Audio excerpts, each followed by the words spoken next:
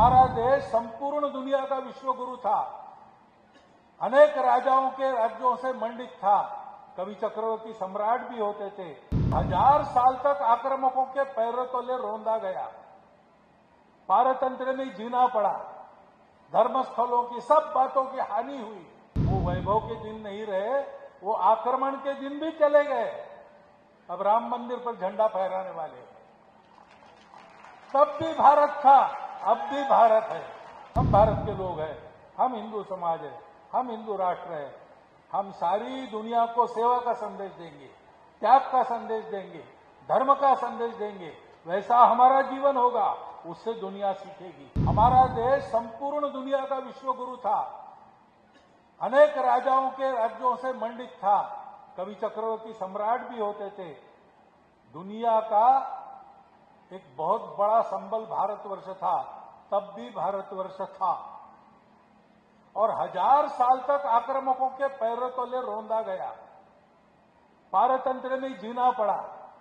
धर्मस्थलों की सब बातों की हानि हुई। जबरदस्ती मतांतरण होने लगा। ये सब था, तब भी भारत था। वो वैभव के दिन नहीं रहे, वो आक्रमण के दिन भी चले गए।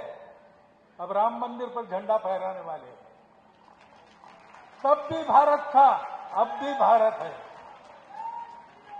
और इसलिए भारत क्या है? रविन्द्रनाथ ठाकुर ने कहा है कि दुनिया में कुछ भी होने के पहले भारत पहले वो जो है वो बने, उसको समझना है। उसके लिए हमको पुरुषार्थ करना है। तो हम यानी शरीर मन बुद्धि नहीं, हमारा चिरंतन अस्तित्व आत्मा के रूप में रहता है। संस्कार लेके हम चलते जन्मों जन्मों।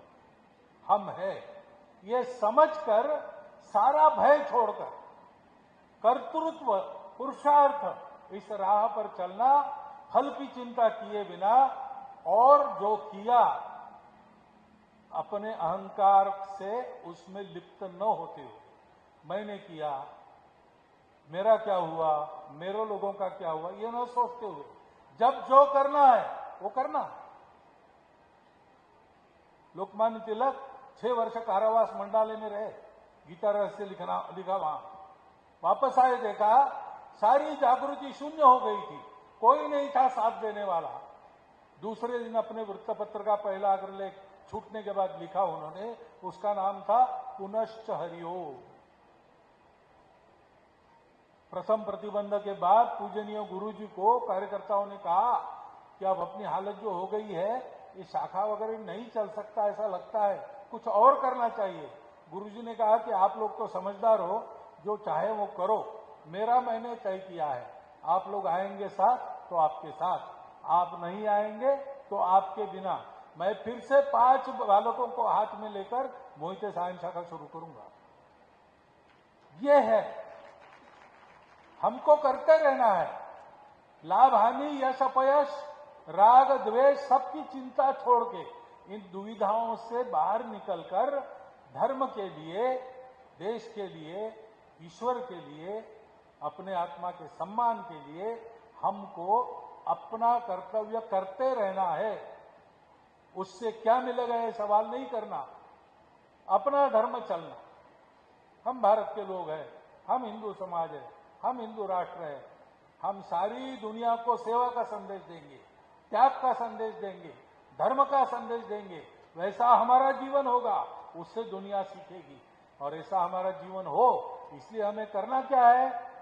तो हमारी सभी परंपराओं का जो भारत में आज तक हो गई, उन सब का, और भारत में आगे होगी उनका भी, या यूं कहे कि विश्व में विज्ञान और अध्यात्म के बारे में जितना विचार पहले हुआ है और बाद में भी होगा, उन सब का निचोड़ हमारे हाथ में 700 श्लोकों में भगवान व्यास ने दिया है, श्रीमद् भगवद गीता के रूप में।